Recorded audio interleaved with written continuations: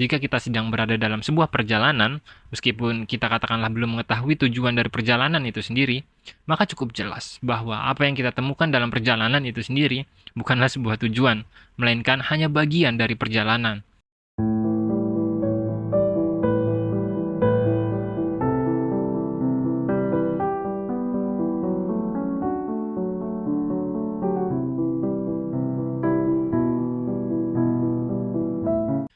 Pernah nggak sih kalian lagi berada dalam sebuah keadaan tertentu, tiba-tiba merasa sedih, atau ketika kalian katakanlah sedang bahagia, kemudian sadar bahwa kebahagiaan yang kalian rasakan pada saat itu bakal dilalui oleh waktu, yang menyebabkan kebahagiaan yang saat itu sedang kalian rasakan nilainya berkurang?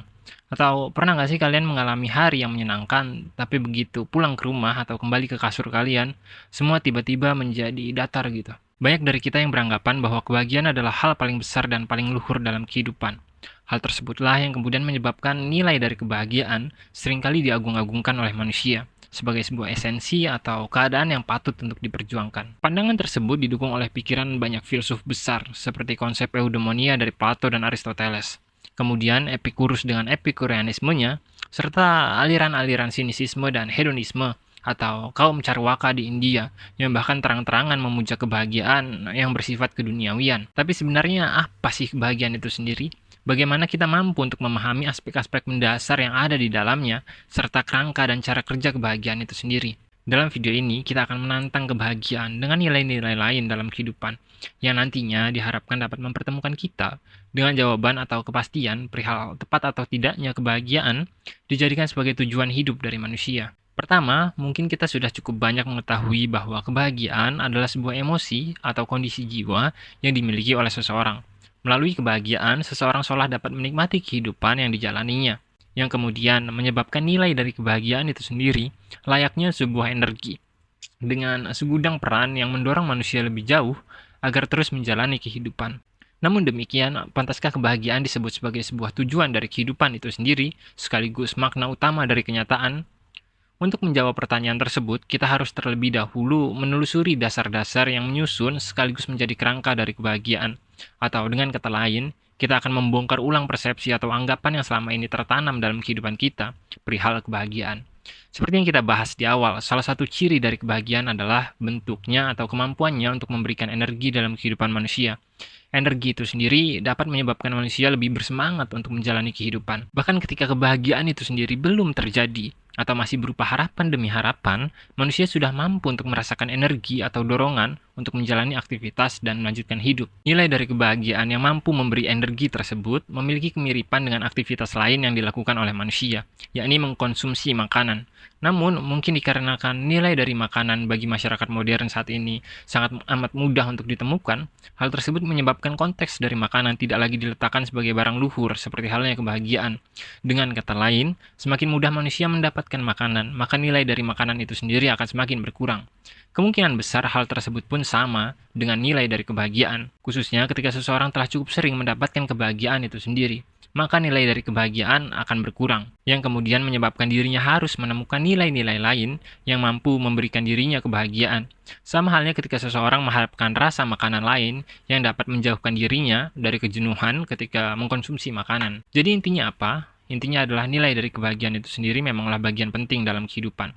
Sama halnya seperti nilai makanan. Namun, seperti makanan yang nilainya dapat menurun atau dirusak oleh rasa bosan, kebahagiaan pun memiliki ciri yang sama.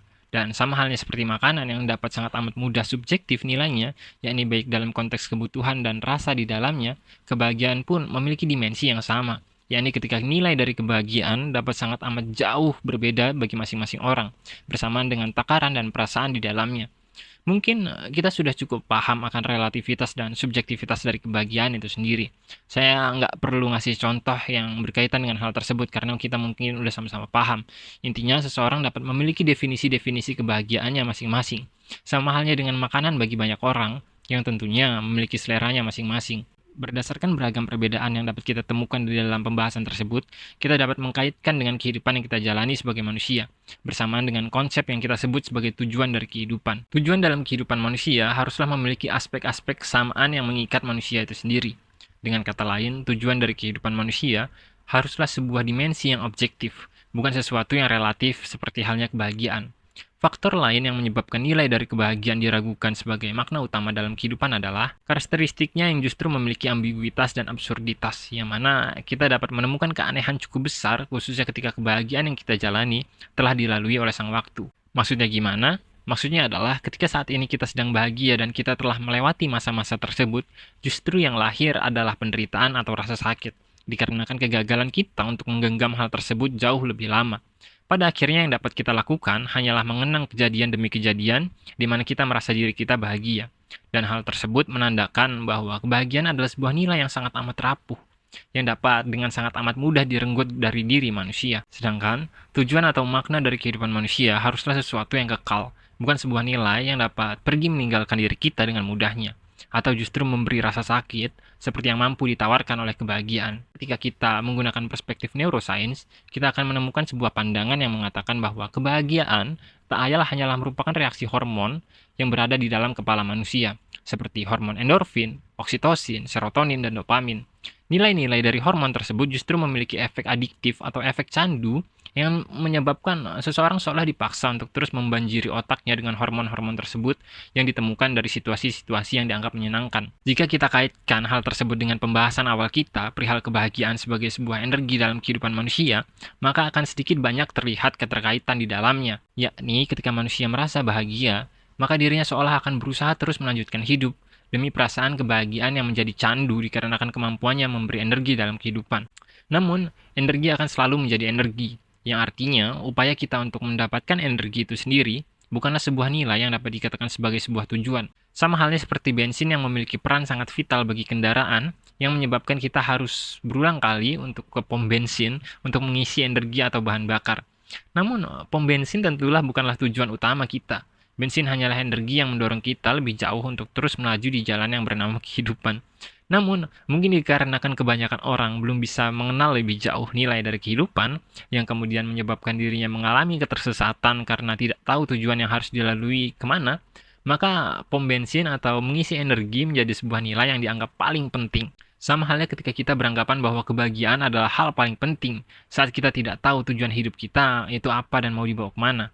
Jadi kesimpulan dari video ini adalah, nilai kebahagiaan memiliki beragam kekurangan yang pada dasarnya justru dapat menyesatkan kita sebagai manusia, yang seolah menjebak manusia pada jenis kehidupan nihilistik yang penuh dengan penderitaan. Hal tersebut dikarenakan karakter dari kebahagiaan itu sendiri yang memiliki efek adiktif, yang mana ketika kita berhasil mendapatkannya, maka kita tidak akan pernah merasa cukup, dan kita akan terus dipaksa untuk kembali mencari kebahagiaan itu sendiri. Kemudian jika pencarian kita akan kebahagiaan itu gagal, maka kita akan sangat amat berduka yang kemudian menyebabkan kita tersesat lebih jauh hingga menjalani jenis kehidupan yang dingin atau bahkan memilih jalan ekstrim dengan mengakhiri kehidupan itu sendiri. Dan meskipun katakanlah kita berhasil keluar dari kedukaan tersebut, pada akhirnya kita justru masuk ke siklus yang sama untuk mengejar kebahagiaan yang nilainya tidak memiliki pangkal dan resikonya adalah penderitaan. Lantas, jika bukan kebahagiaan, kemudian apa yang dapat dikatakan sebagai tujuan dari kehidupan manusia?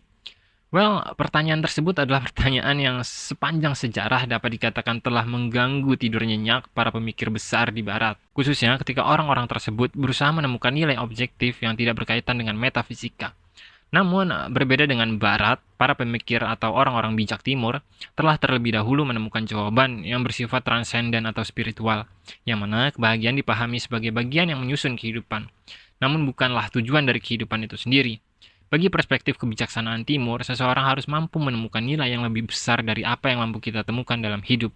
Dengan kata lain, jika kita sedang berada dalam sebuah perjalanan, meskipun kita katakanlah belum mengetahui tujuan dari perjalanan itu sendiri, maka cukup jelas bahwa apa yang kita temukan dalam perjalanan itu sendiri bukanlah sebuah tujuan, melainkan hanya bagian dari perjalanan, termasuk kebahagiaan di dalamnya, layaknya pom bensin yang sebelumnya telah kita bahas. Bagi kalian sendiri, tujuan yang dapat dikatakan paling baik dalam kehidupan itu seperti apa sih?